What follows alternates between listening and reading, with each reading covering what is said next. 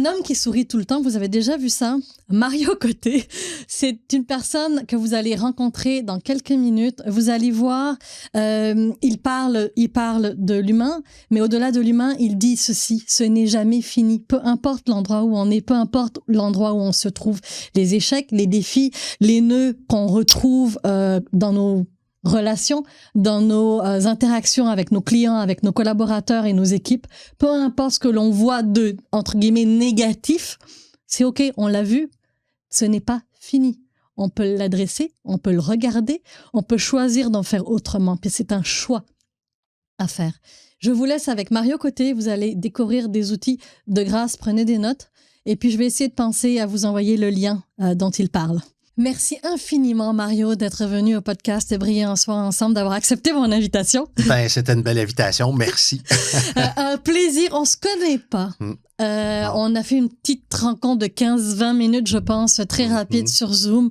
Mais on sent des points communs. J'ai bien hâte de voir la suite. Moi de même. Et je sais même pas de quoi on parle aujourd'hui. Mais en fait, déjà, ma première question qui m'a marquée, et c'est arrivé en fin de notre rencontre la dernière fois, passer de réadaptation physique à je collabore dans les PME aujourd'hui. Quel est le cheminement de Mario humain qui a fait ce parcours-là déjà? Ouais, j'avais un besoin de sécurité, je pense, et une très grande curiosité. Là, c'est une de mes caractéristiques. Donc, comprendre l'être humain, pour moi, c'est quelque chose qui me stimulait là, quand j'étais étudiant. Donc, c'est pour ça que je suis allé vers la réadaptation dans un premier temps. Puis le réseau de la santé et des services sociaux me donnait une sécurité financière là, qui allait me convenir pendant les 15 premières années de ma carrière.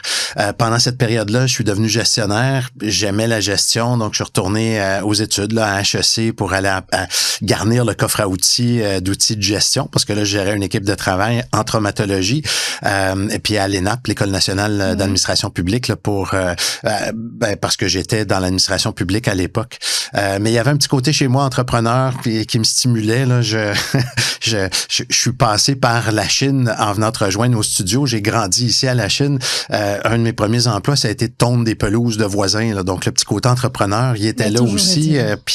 Donc, à un moment donné, il y a eu une opportunité, des consultants là, qui venaient nous former. Je trouvais vraiment intéressant leur approche, leur façon de transmettre les connaissances. Donc, je suis allé discuter avec eux, puis j'ai fait le choix éventuellement là, de faire le saut en consultation. D'abord en développement organisationnel, en formation conférence là surtout. Puis ensuite, depuis une vingtaine d'années, là, je vais fêter ma 20e année à partir du mois de septembre de cette année. Là, donc, depuis une vingtaine d'années, je fais ce travail-là. Je suis devenu conseiller en ressources humaines agréées aussi pour gagner de la crédibilité auprès des clients et des directions des ressources humaines également. Là. Donc, c'est un parcours en 2 temps, si tu veux, au niveau professionnel, où l'être humain est resté au cœur de ce que je faisais. Là.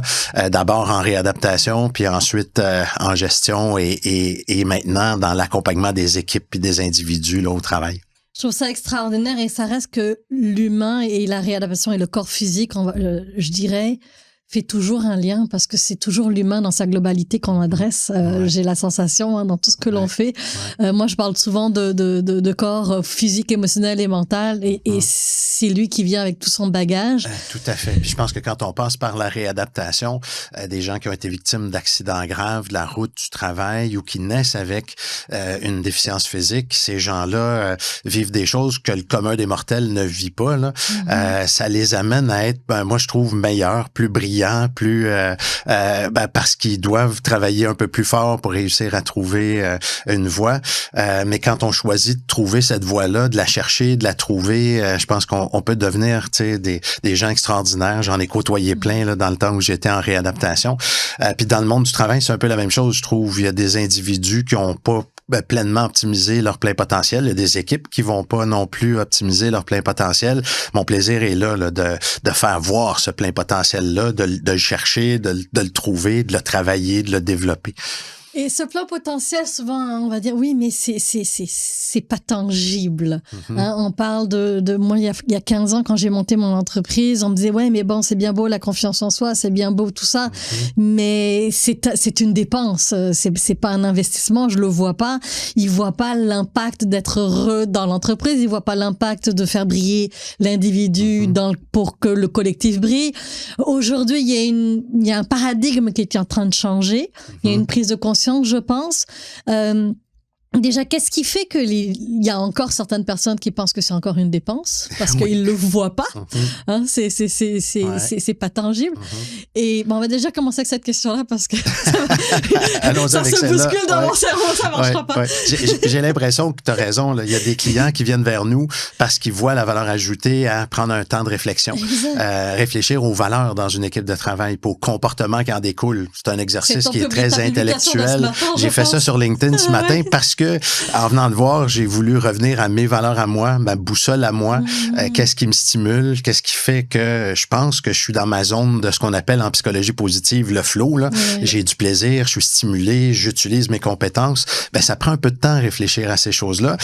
Puis, comme une boussole, tu sais, elle nous indique une direction. Je peux ne pas marcher dans la direction indiquée par la boussole, c'est un choix, mais est-ce que je le fais consciemment ou si c'est inconscient?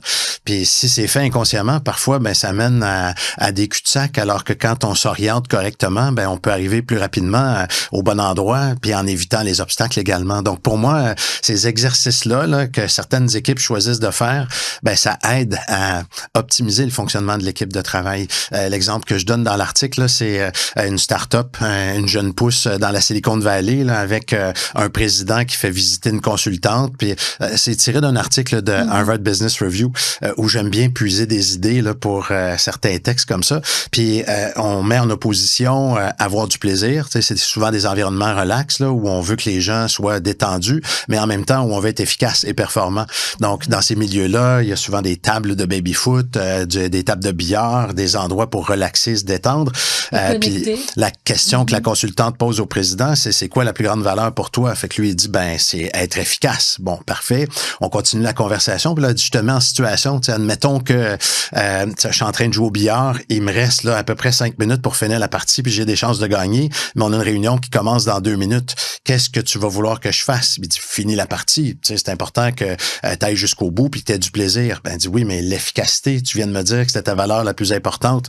T'en fais quoi? Fait que, tu sais, on pourrait penser que c'est des conflits de valeurs. Ça n'en est pas nécessairement, mais en discuter dans une équipe de travail, là, on arrive à s'orienter correctement puis à avoir la performance qu'on souhaite avoir dans notre milieu. Si c'est avoir du plaisir puis terminer la partie, parfait. Mais là, attends-toi pas à ce qu'on performe de façon extraordinaire. Si tu veux qu'on ouvre des marchés, qu'on gagne des parts de marché puis qu'on devienne les meilleurs dans l'industrie, ben il va falloir se dire, c'est important que tu aies du plaisir, mais manque pas la réunion qui commence à 15 heures. Exact.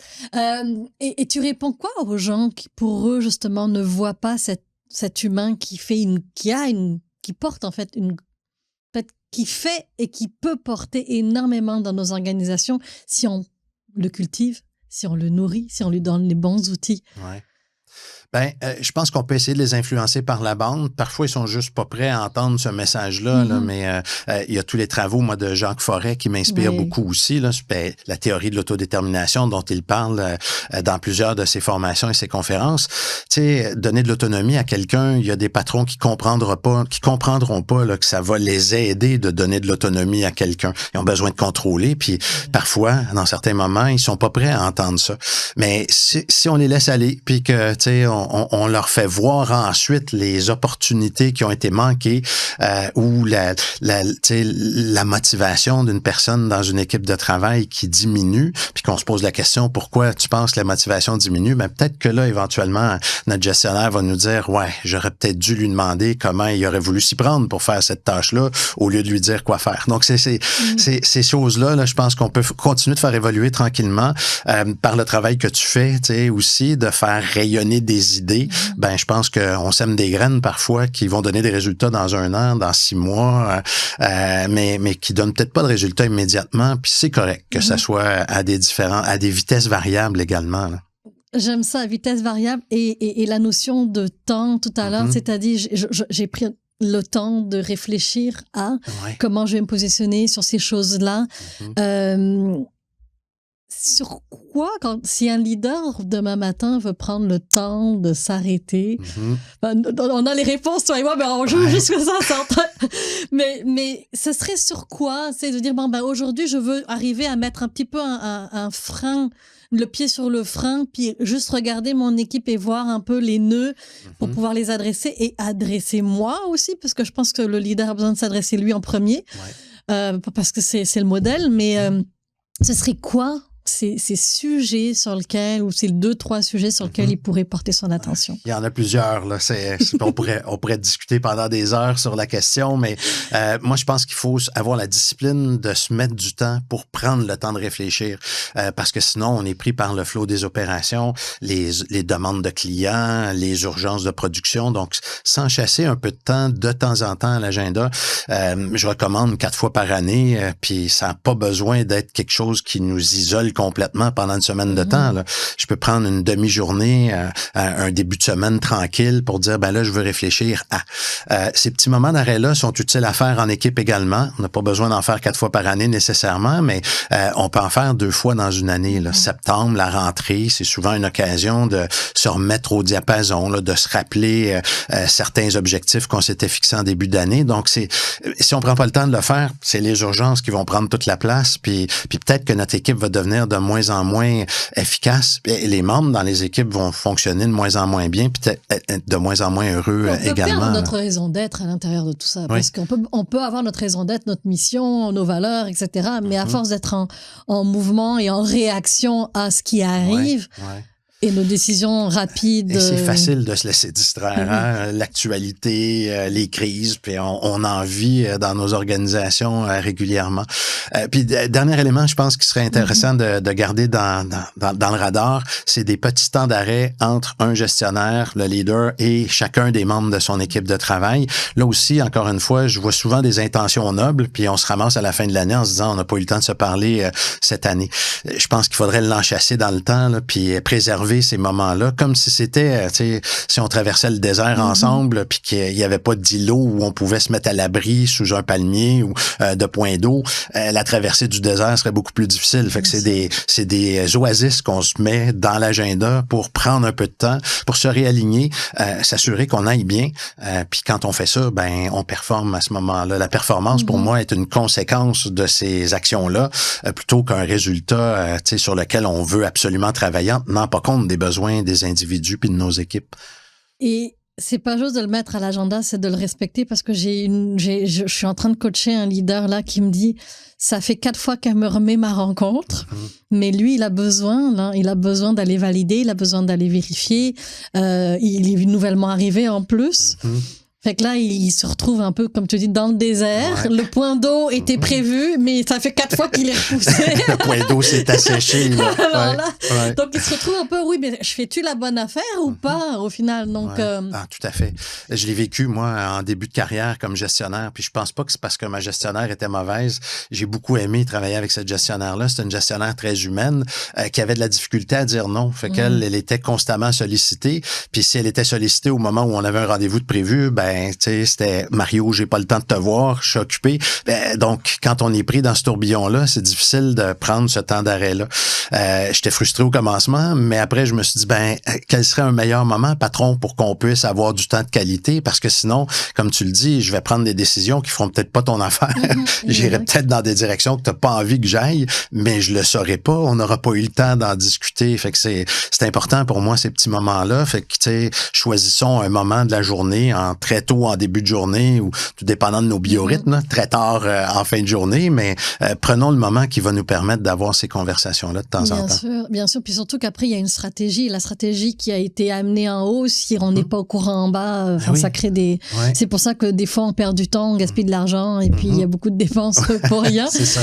Et puis j'ajouterais peut-être, c'est la géométrie variable, ce besoin-là, d'un membre d'équipe à l'autre, puis en fonction des projets sur lesquels les membres d'équipe travaillent. Fait que par moment, je peux être très, très, très autonome. autonome parce que je sais ce que je fais, j'ai la compétence pour le faire, puis j'ai les coups des franches. Mais dans d'autres moments, s'il y a un nœud avec un autre directeur dans l'entreprise, puis là, j'ai peur d'entrer en confrontation avec lui ou que toi, tu sois pas contente éventuellement de la détérioration des relations avec l'autre directeur, on a besoin d'avoir des temps d'arrêt dans ce temps-là. Donc ça, faut aussi le comprendre. Je pense que c'est à géométrie variable, ce besoin-là de temps d'arrêt pour les membres de nos équipes de travail. On revient à parler de l'humain.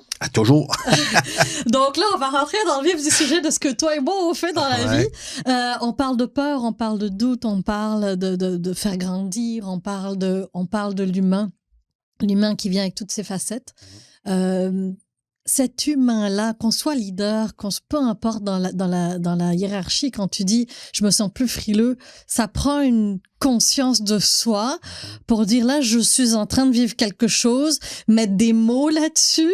Moi, il y a des gens avec qui je donne une liste de sentis pour dire va donc identifier comment tu te sens, puis ça va plus loin que je me sens heureux puis triste ou en colère. Là, il y a d'autres mots. Je me sens perdu, je me sens éreinté, je me sens fatigué, brûlé. Il y a des mots. C'est quoi cette connaissance de soi? Ce serait quoi la première? Il y aura plein d'outils là, mais ce serait quoi la première piste qu'on pourrait donner? Je suis entièrement d'accord avec ce que tu viens de dire. Apprendre à bien se connaître. Moi, je dis souvent, le principal outil d'un gestionnaire, c'est pas un ordinateur, c'est pas un téléphone cellulaire, c'est pas un stéthoscope si on est dans le monde médical, c'est lui-même, c'est sa personne. Fait que bien se connaître, pour moi, c'est essentiel. Puis on apprend à se connaître au fil du temps puis au fil des expériences, mais il y a moyen de faire un petit bond par en avant de temps en temps. Si tu as des exemples personnels, vas-y, parce que je sais que... Oui, tu sais, quand je suis devenu gestionnaire, moi, je me suis offert ça, une évaluation de potentiel. Mon organisation pouvait pas me l'offrir, mais je me suis dit, je me l'offre. Je veux savoir, est-ce qu'être gestionnaire, c'est une bonne avenue à explorer pour moi dans un premier temps? Et je me suis offert ça. Il y a des firmes qui font ça, là, avec des tests psychométriques puis des résultats qui te sont présentés. Anecdote amusante, moi, c'est un conseiller en orientation d'expérience qui me fait passer une batterie de tests. Puis dans mes façons d'apprendre, moi, j'apprends dans l'action. Donc, dans ses recommandations, à la fin de l'analyse de tous les résultats de tests que j'avais fait, il me dit, je te suggère vraiment, tu sais, de te choisir un mentor, puis un projet, puis tu sais, de faire avancer ce projet-là, c'est la meilleure façon pour toi d'apprendre. Donc, il me présente ça, puis tous les autres résultats de tests, puis après, il me dit, qu'est-ce que tu vas faire? Je m'inscris à l'université. Il était renversé, il dit, qu'est-ce que t'as pas compris dans ce que je t'ai dit? Je dis, je suis d'accord avec vous. Oui, j'aime ça apprendre dans l'action, puis je vais le faire. Tu sais, je me suis impliqué sur des conseils d'administration d'organismes à but non lucratif pour bien comprendre la gestion, là, mais à haut niveau, très, très tôt dans ma carrière. Mais, tu sais, je lui ai demandé, connaissez-vous beaucoup d'organisations qui recrutent des candidats sur la base de leurs expériences? Tu sais, je dis, il y en a, mais elles sont rares. Fait que je veux le diplôme aussi. Puis c'est vrai que l'école est peut-être pas le meilleur moyen d'apprentissage pour moi. J'ai tendance à m'ennuyer parfois, mais on nous force à lire des choses, des fois, dans les écoles qui peuvent nous être utiles, tu sais, 5-10 ans plus tard, là. Donc, pour moi, apprendre à bien se connaître, tu sais, aller vers des ressources qui peuvent nous aider, passer certains tests parfois là, qui peuvent nous permettre de mieux comprendre quel est mon type de personnalité là. Ça peut être aidant à ce niveau-là. Puis l'introspection, tu sais, il y en a qui l'ont naturellement, la capacité après une intervention difficile de se rasseoir porte fermée, de se dire qu'est-ce qui s'est bien passé, qu'est-ce que j'aurais pu faire autrement, puis tu sais pourquoi il a réagi comme ça, puis est-ce que j'en suis en partie responsable, puis quelle est sa part de responsabilité, puis comment je vais m'y prendre la prochaine fois. Mais pour d'autres personnes, tu sais, c'est pas dans leur nature de faire cet exercice-là. Fait que dans ce temps-là, moi, être accompagné par quelqu'un qui va nous aider à mettre des mots, à comprendre notre ressenti, à l'exprimer correctement aussi. Mais il faut vouloir au préalable aller là, parce qu'il y a beaucoup de gens qui c'est perdre la face, c'est aller dans sa vulnérabilité, arriver à se voir réellement comme tel que l'on est. Et ça prend du courage et de la force et beaucoup de choses. On le sait, on l'a fait le travail, on est passé à travers. C'est ça. Tu as raison. Puis il y en a pour qui, naturellement, à cause des expériences de vie qu'ils ont eues, à cause de l'éducation, leurs parents les ont élevés dans un climat de sécurité psychologique qui faisait que tu as fait une erreur, mais c'est pas grave. Tu sais, qu'est-ce que tu tires comme leçon? Puis des fois, dans d'autres cultures familiales, c'est ne fais pas d'erreur, mon fils ou ma fille, je serai pas fier de toi. Là, tu te construis une armure, puis tu veux te protéger à tout prix. Fait que je pense que c'est ça. Quand on a ce profil-là, être accompagné, parce qu'il faut la déconstruire, je pense, le bouclier et l'armure pour être vulnérable, c'est en démontrant notre vulnérabilité qu'on donne la permission aux autres d'être vulnérables également. Puis c'est là où on apprend, où on se dépasse, je pense, où on apprend des choses sur soi, puis où on arrive à se dépasser. Là. Fait qu'on sait quoi faire, on sait comment faire. Maintenant, j'aimerais qu'on regarde les signaux qui peuvent nous dire qu'on n'est pas dans le vrai, qu'on devrait se poser des questions, parce que là, pour nous, ça a été facile. On l'a vécu, on a dit, OK, on va le travailler. Il y a eu des expériences professionnelles qui nous ont amené qui ont présenté des défis. Enfin, la vie nous a amené à mais il y a d'autres personnes qui n'ont pas eu cette chance-là, ce cadeau-là de se poser ces questions-là, et là sont dans les entreprises à ne pas perdre la face, et donc ils portent beaucoup. Il y a des signaux qui font que cette personne-là ne se remet pas en question. Enfin, il y a quelque chose. Ce serait quoi ces signaux-là pour que les gens puissent se voir s'ils nous écoutent? Au moins dire, OK, peut-être que je pourrais regarder là sans que ça vienne toucher mon ego à court terme. Oui. Là encore, il y a une multitude de signaux. Là. L'être humain, c'est pas une boîte toute simple avec 2-3 réactions possibles. Ça peut aller de symptômes, comme des maux de dos qui partent pas, un torticolis en permanence, à des difficultés à digérer, à ne pas se réveiller la nuit, puis là, se laisser envahir par les problèmes qu'on a au travail. Moi, je pense qu'à chaque fois qu'il y a un inconfort, qu'il soit physique ou psychologique, on devrait se poser la question, qu'est-ce qui explique cet inconfort-là? Puis si on n'est pas capable de le découvrir par soi-même, c'est ça, aller vers des ressources qui peuvent nous aider. Là. Je suis pas expert dans tous les domaines, moi, fait que j'ai besoin d'aide d'experts dans leur domaine, puis de poser des questions avec ces experts-là. Puis c'est comme ça, je pense que tranquillement, on arrive à s'enligner correctement, à être plus confortable dans des situations qui sont difficiles au travail, ou à choisir d'aller s'épanouir ailleurs, parce que pour moi, ça peut faire partie des options également. Mais pas le faire sur un coup de tête, ou si ça fait 2 fois que je perds mon emploi pour à peu près les mêmes raisons, il y a des leçons à tirer de ces expériences-là aussi. Puis des fois, on est trop collé sur la forêt, là. On voit un arbre, c'est tout, on voit pas la forêt dans son ensemble. Avoir des gens qui nous aident à prendre un petit peu de recul, ça peut être aidant. Puis ça peut être quelqu'un de notre entourage, un gestionnaire d'expérience qui nous a vu aller, puis en qui on a confiance, puis dire, tu m'aiderais-tu à mieux comprendre ce qui se passe, là, j'ai besoin d'aide. Puis c'est progressivement, on arrive à être plus confortable. Mais c'est ça, je pense pas qu'il y ait un signal unique, mais quand on se bute au même problème constamment, quand le corps ou l'esprit nous donne des signaux, être sensible à ces signaux-là, là, pas juste foncer, tête baissée en se disant je continue. Des fois, ça peut valoir la peine de prendre un petit temps d'arrêt là, à ce moment-là.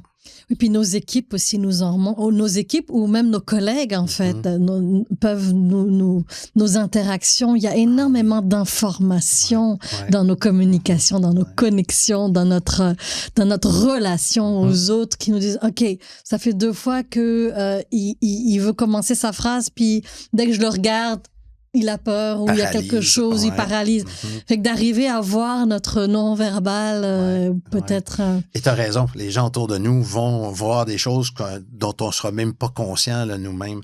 Je suis une nature à aimer avoir de bonnes relations avec les gens, là, c'est dans mon profil à moi. Je me suis pas fâché souvent quand j'étais gestionnaire, mais les 2 seules fois en l'espace de 7 ans avec la même équipe où je me suis fâché, sans m'en rendre compte, j'enlevais mes lunettes puis je les déposais sur la table.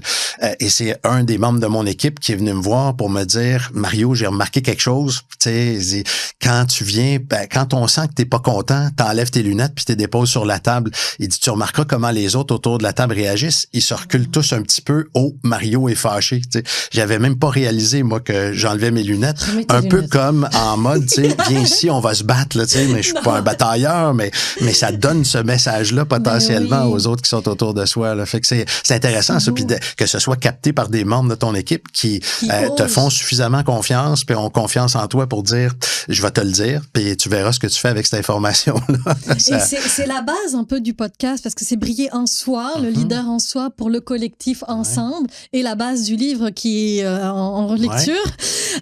Et j'amène cette idée de protection justement parce que pour que cette relation se crée dans nos équipes pour qu'on puisse venir te dire qu'une personne vient te dire, écoute, quand tu déposes tes lunettes, voilà ce qui se passe.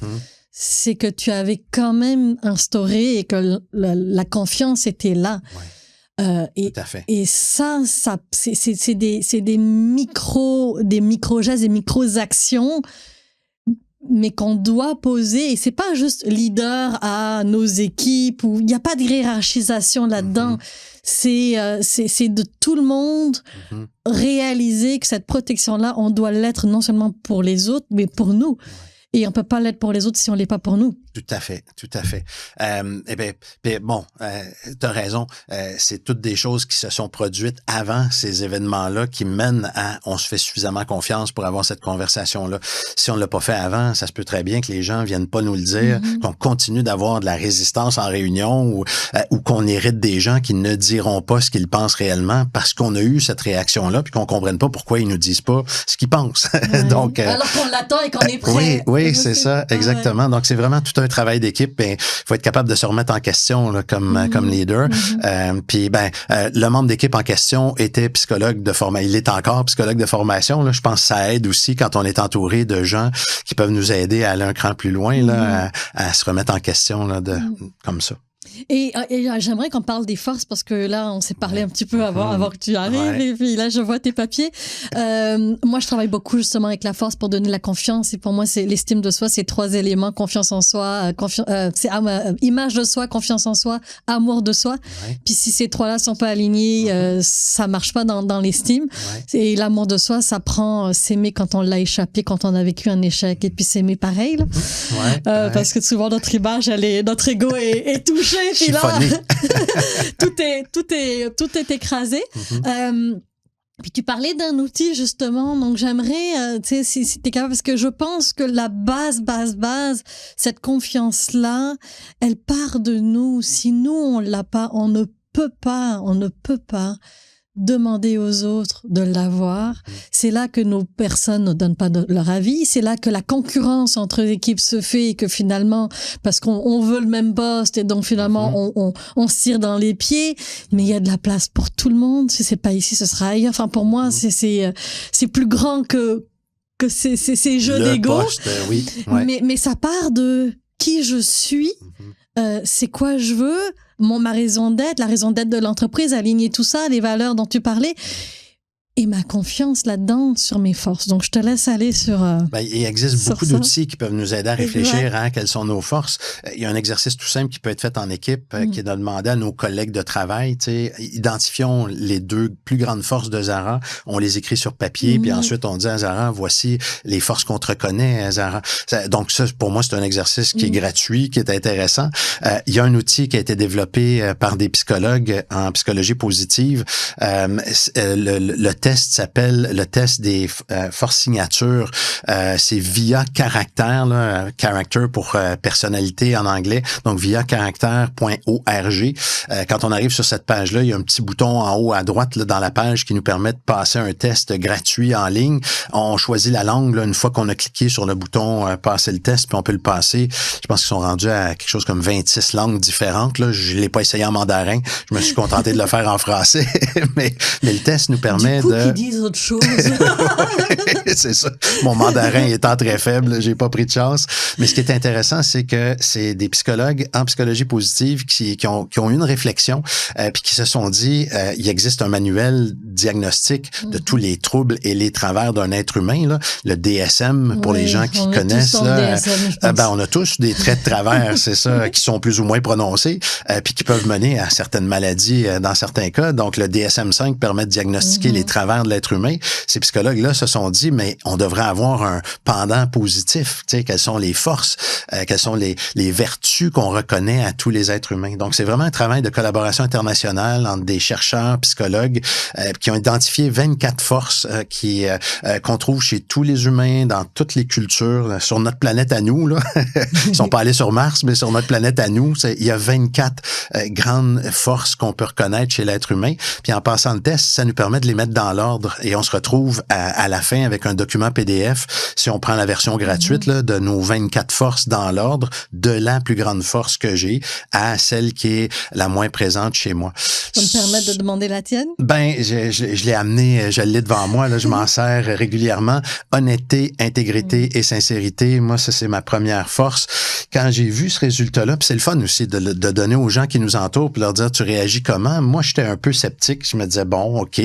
Puis j'ai un de mes grands amis, Jean-François, qui m'a dit, ben oui, Mario, il dit, t'es le seul que je connais dans mon cercle d'amis qui a écrit au premier ministre du Canada quand on a décidé d'accompagner les Américains pour faire la guerre en Irak. Il dit, je connais pas d'autres personnes qui ont décidé de faire ça. Fait que tes valeurs sont importantes, nos valeurs canadiennes de paix sont importantes, puis pour que tu te permettes d'écrire au premier ministre, c'est clair, c'est toi ça, tu sais. Ah bon, OK, merci. Ces reflets-là de nos entourages peuvent nous aider également là, à mieux nous comprendre. Humour et enjouement. Avant de venir te rencontrer, là, j'ai défait le protecteur sur mon iPad. Le premier iPad que j'ai acheté, Apple nous permettait de faire graver des mots sur le iPad. J'avais pris un petit temps pour réfléchir à quels mots je voulais avoir à l'arrière de mon iPad. J'en voulais 4. Je voulais 4 espèces de valeurs, mais puis je voulais voir, tu sais, comment j'avais transposé ces forces-là que j'ai dans les mots, puis je l'ai retrouvé. Je trouvais ça intéressant, puis je m'en souvenais plus là. Mes 4 mots gravés à l'arrière, c'est amour, partage, découverte et jouer.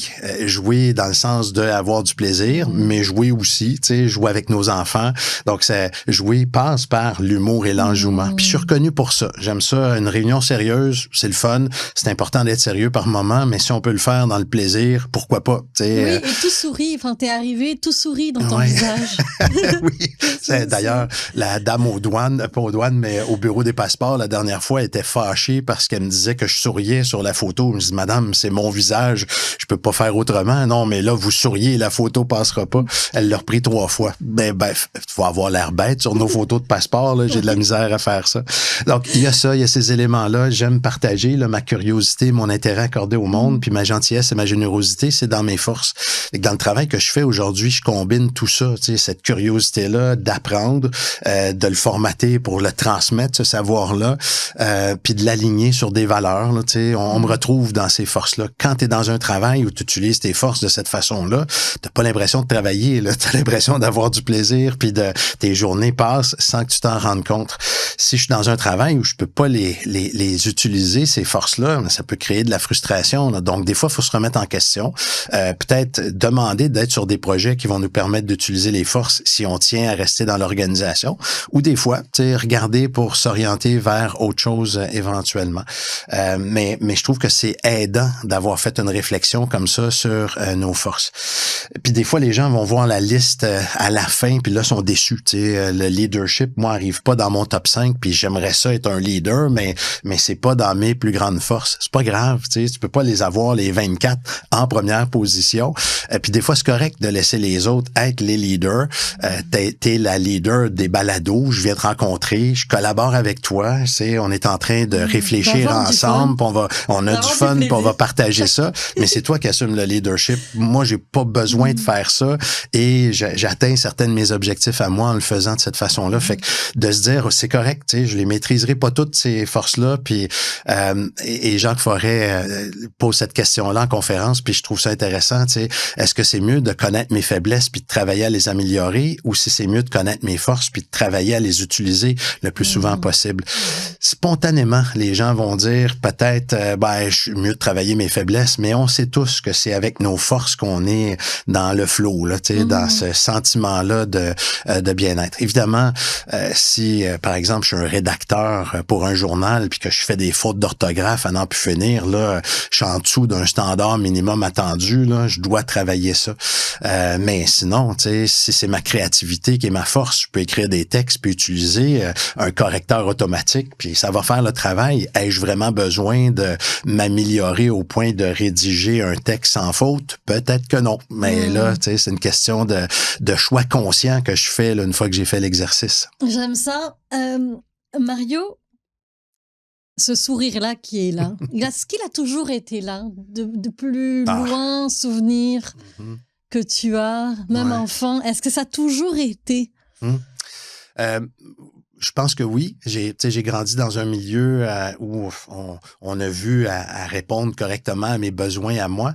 Dans le cadre d'une session de formation que j'avais eue sur le développement personnel de soi comme gestionnaire à l'ENAP. C'était un psychologue en relations industrielles là, qui s'appelle Jean-Yves Bourdage. Je sais pas s'il est à la retraite, Jean-Yves, maintenant, mais à l'époque, il nous faisait faire des exercices d'introspection là, pour apprendre à mieux se connaître. C'était un constat que tout le groupe faisait. Là. Mario, tu souris tout le temps, mais ça se peut pas que la vie soit toujours belle comme ça. Là. Tu sais, faut aussi être connecté avec la tristesse. Autres, hein. Ça fatigue un peu les autres, oui, hein. potentiellement. Ouais. Puis, je peux pleurer avec quelqu'un qui vit un moment difficile. Je l'ai fait au début de la semaine. Ma grande fille a perdu sa chatte, qui a vécu avec elle pendant les 15 premières années. En fait, qui a vécu avec elle 15 ans sur ses 24 ans. Là. Donc, c'est un deuil difficile. J'ai été ébranlé par sa réaction à elle puis ce qu'elle vit présentement. Fait que je suis capable, mais j'aime pas ça. Tu sais, pleurer, là. On a amené son animal chez le vétérinaire, là, c'était une fin de vie, puis tu sais, ce moment-là est intense. Je le fais de façon privée, tu sais, je vais vivre ces émotions-là de façon privée. Puis, avant, je me permettais pas de le vivre publiquement. Maintenant, tu sais, en l'expliquant, si je verse une larme aujourd'hui, tu vas comprendre. Là, mon début de semaine a été difficile. Puis ça nous rend aussi pour les gens, tu sais. Il y a une connexion plus grande. On se dit, il y a un cœur, ce gars-là. Là, il est pas tout le temps dans le sourire puis le jovialisme. Il est aussi capable de vivre des moments difficiles. Oui, puis je pense que c'est l'équilibre entre je garde tout secret ou je dis, écoutez, là, je vis une période difficile. Sans rentrer dans le détail, soyez patient, ça se peut que je sois moins sur la coche au travail, mais d'informer quelque part. On a le droit d'avoir ses hauts et ses bas. Enfin, on regarde nos équipes de hockey, on regarde nos tennisman ces temps-ci, il y a des hauts, des bas, on vient tous avec la mauvaise journée, on vient tous avec des défis. D'arriver à nous se donner le droit de vivre nos émotions, c'est donner à l'autre le droit de les vivre aussi. Oui. J'ai envie de te relancer la question, par exemple. Est-ce que tu es à l'aise avec l'expression de la colère, de la tristesse? Alors moi, ou ça reste difficile parce que t'es rayonnante toi aussi, souriante tout le temps. Écoute, la vie a l'air belle, là, mais... La vie a l'air belle, mais ça n'a pas été si beau dans mon cas. J'ai eu des parents merveilleux, j'ai une famille merveilleuse. J'ai pas été très bonne à l'école, qui fait que ma confiance, j'ai eu 2 profs qui n'ont pas été super gentils, puis parce qu'ils ont atteint leurs limites, je l'ai compris bien plus tard, mais qui a fait que j'ai eu un discours de nulle, bête et pas intelligente jusqu'à mes 27-30 ans. J'en ai 45 pour te donner une idée, qui fait que ça a été assez lourd. Tout ce que je portais, tout ce que je faisais, c'était dur. La tristesse, c'était facile à vivre. Aujourd'hui, quand je donne des formations, je vais utiliser beaucoup mes histoires justement pour pouvoir impacter et surtout faire voir que c'est possible de s'en sortir. Et selon comment je me réveille, ma météo, tu parlais de la météo tout à l'heure. La météo interne, je me réveille avec quoi aujourd'hui? Selon c'est de la journée, il se peut que l'expérience qui est accueillie, qui est acceptée, que j'en ai parlé des milliers de fois, que tout d'un coup, là, c'est comme, ça vient me chercher aujourd'hui, c'est quoi le truc? Je pleure. Je me laisse pleurer. Par contre, la colère, mes premières rencontres de coaching, j'ai réalisé que je référais les clients que je sentais de la colère parce que moi, c'est pas vrai, je vais toucher à la mienne. Puis je savais pas gérer la mienne. Comment veux-tu que j'aille gérer celle de l'autre? Fait que lui, il était... Parce que je prends toujours des 15 minutes pour voir si c'est un bon fit. Des fois, la personne était prête, mais c'est moi! J'étais pas... Puis je te parle d'il y a 15 ans, j'étais pas prête. Mais j'adore ça, ce que t'es en train de dire. J'avais tellement peur. J'ai dit, mais là, il va me parler, je saurais pas comment... Puis tu sais, je me vois, puis tu vois, regarde mes gestes, là, j'étais toute petite, là, Et il a fallu que je l'adresse, puis que je le dise, puis que je le nomme, que là, ça me convient pas, parce que j'étais la fille qui, en étant nulle, bête et pas intelligente, je donnais pas mon avis. En rencontre, parce que j'ai eu, avant d'avoir mon entreprise, j'étais en rencontre, puis je voulais me cacher sous la table quand on me demandait mon avis. Tu sais, c'est comme, je pense comme lui, c'est pas vrai que je donnais mon avis. Pourtant, j'en avais des idées. Mais c'est ça. Et au final, j'ai dit non, ta colère, puis aujourd'hui, c'est un levier. C'est un ami. Aujourd'hui, la colère, j'utilise là, c'est OK, là, il y en a une. Comment je peux faire pour l'utiliser sainement pour que ça me serve? Un levier. l'utiliser comme levier? Ça reste, je pense, tu sais, je reste. C'est du quotidien, là. Ouais, c'est ça. Je suis pas dans la facilité. J'irai pas travailler, par exemple, en service à la clientèle avec des clients qui sont pas satisfaits, là, tout au long de ma journée. Moi, ça m'épuiserait pour mourir de faire ça. Il y en a qui sont habiles, là, tu sais, pour composer avec la colère du client. Je le fais, mais ça me demande énormément d'énergie. J'ai téléphone à la sécurité de vieillesse. J'ai fait les demandations en chômage. Donc, t'as eu affaire à des clients, c'est 8 ça. logiciels différents d'ouverts, là, puis que les données n'étaient pas à jour. Oui. Mais tu sais, mais je pense que malgré ça, on a à se dire, je dois continuer de m'améliorer, à mieux gérer ces émotions-là, là, pour être capable de bien composer avec toutes les situations qui peuvent survenir au travail. Puis quand on est un leader, ben c'est sûr qu'on va avoir affaire à de la colère, qu'on va être en colère. Donc, aussi bien apprendre à bien s'outiller là, avec ces éléments-là. Bien sûr. Est-ce qu'il y a eu un événement marquant dans ta vie, si tu devais en choisir qu'un seul, parce que je sais qu'il y a eu plusieurs points de bascule, qui te restent, et qu'est-ce que tu as appris de ça? Ben, il y a deux situations qui sont à peu près similaires. C'est de sentir la très grande confiance de gestionnaires qui me géraient à l'époque dans leur équipe de travail respective. Là, je vais faire référence à un très vieux souvenir, mais quand j'étais étudiant, je travaillais dans les piscines comme gérant d'installation aquatique. J'ai travaillé à Surrey, là, la piscine dans le quartier Surrey de la ville de Dorval. Puis j'ai eu à gérer l'ouverture officielle de ce centre aquatique-là. La ville de Dorval avait investi des millions, là, puis on avait un tout nouveau centre, puis ça a été une fête incroyable, mais il y a eu un incident pendant l'événement. Il y a une petite fille qui est sortie de l'eau puis qui a dit à un des sauveteurs, il y a un monsieur qui m'a sauté dessus, j'ai mal au cou. Donc, ça a été géré par la sauveteur qui a vu la petite fille qui était sortie de l'eau. Là. Sa colonne était probablement correcte, mais elle a géré ça comme une blessure à la colonne vertébrale avec évacuation de la piscine, planche dorsale, devant tout le gratin municipal, les citoyens qui étaient là. Donc, évacuation et tout le tralala. À la fin de ma journée, j'étais en train de compléter mon rapport d'incident. Là. Tout le monde était parti, les criquets chantaient dans le parc. Puis le directeur du service des loisirs est venu me voir pour me... vraiment, là, il aurait dû être parti, puis il est revenu à la piscine pour me voir, pour me remercier, puis me féliciter de la journée. Mais je dis, il est arrivé quand même un incident majeur. Il dit ça, Mario, il dit, t'as pas le contrôle là-dessus. Il dit, vous avez quand même bien géré dans les circonstances. Fait qu'il dit, je veux que tu ailles au restaurant, paye-toi un bon steak, une bonne bouteille de vin, puis reviens me voir avec la facture. Je veux que tu te payes ça. Je l'ai pas fait. À la fin de l'été, il est revenu me voir pour me dire, Mario, ça a bien été cet été. Là, c'est le directeur du service des loisirs, là, 2 niveaux hiérarchiques au-dessus de toi. Il dit, il y a juste un problème. Il dit, j'ai pas encore reçu ta facture de restaurant. Je dis, ben non, merci, mais j'apprécie l'attention. Il dit, non. Il dit, je veux absolument que tu ailles au restaurant. Là, il dit, t'es pas fiable. J'ai demandé à ta gestionnaire de t'amener au restaurant. Il va falloir que tu prennes un rendez-vous avec elle. Là, donc, c'est cette reconnaissance-là des efforts, de la valeur que tu as. Ce monsieur-là, en début de saison, il nous avait dit aux sauveteurs, on vous a recruté parmi les meilleurs. On avait plusieurs CV, puis on vous a choisi.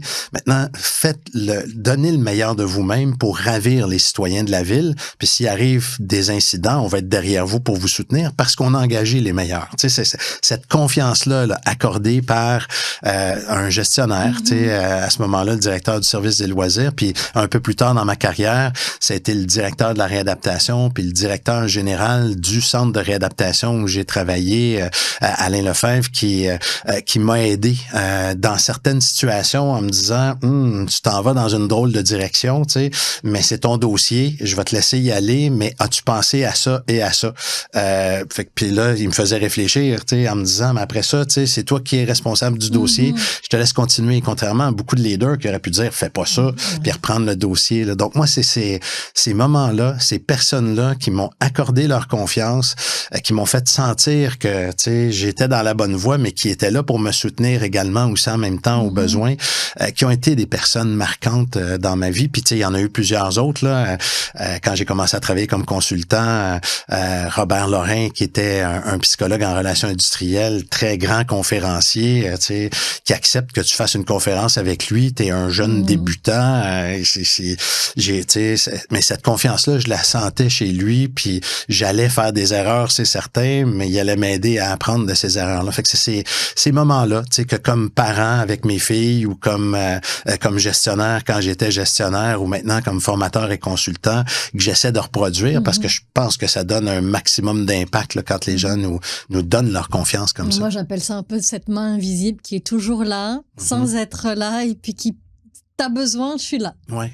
Ouais. Sinon, je me mets en arrière et puis d'être conscient de c'est qui ces personnes-là dans ton réseau parce que des fois, on sait pas où, on sait pas à qui. Puis là, je suis en train d'écrire le livre puis lundi, ça a été vraiment, là, je suis plus capable, je vois plus, je te le disais avant de commencer. Puis là, j'ai dit, mais...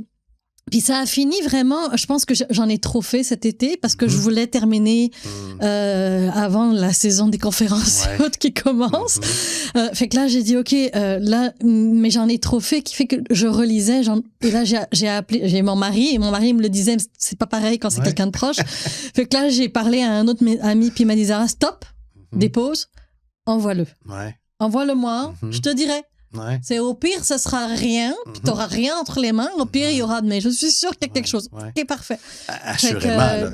Moi, j'ai aucun doute qu'il y a beaucoup de valeur dans ce que t'as fait. Oui, mais cette journée-là, la nulle bête est pas intelligente. Elle est revenue pas mal, Mario. Puis des fois, on n'est pas capable, même quand on a les outils pour pouvoir s'en sortir. Ah non, j'ai eu besoin de mon réseau de support.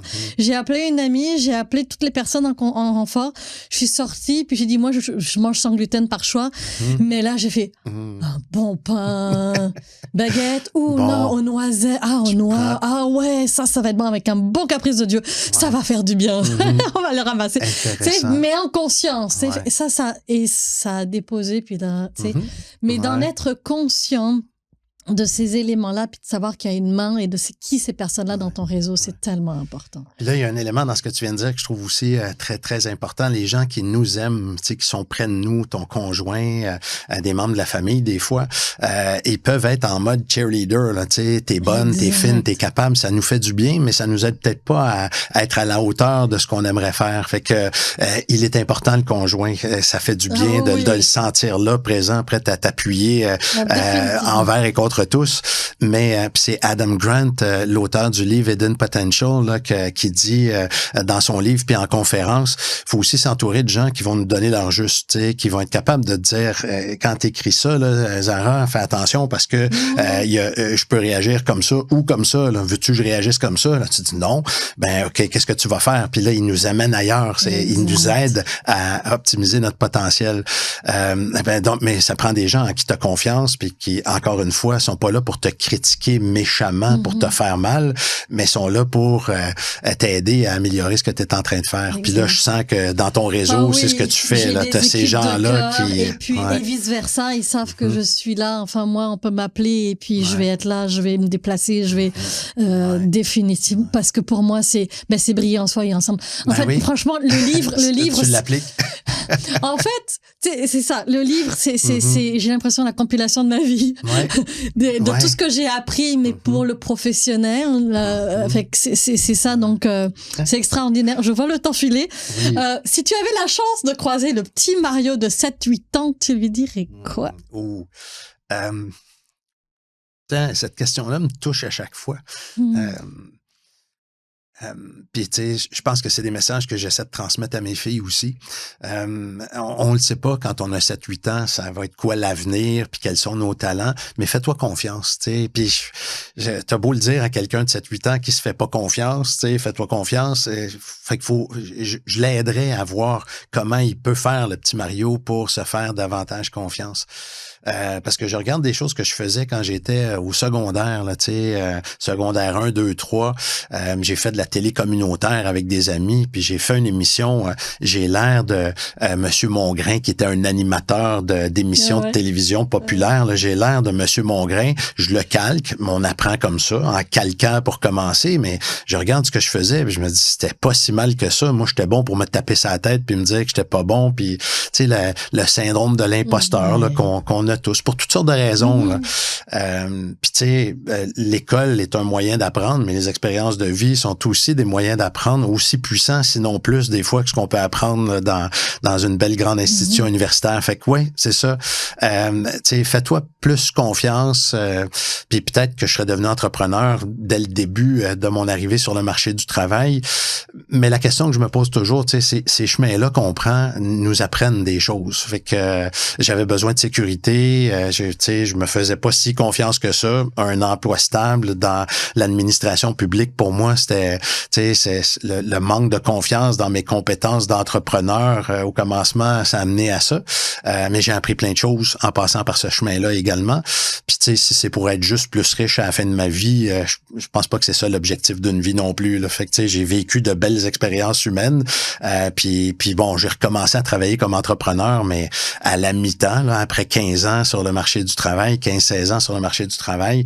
Mais tu sais, toutes ces expériences-là ont de la valeur. Là. Ouais. Mais oui, parce que souvent, on n'arrête pas, on regrette.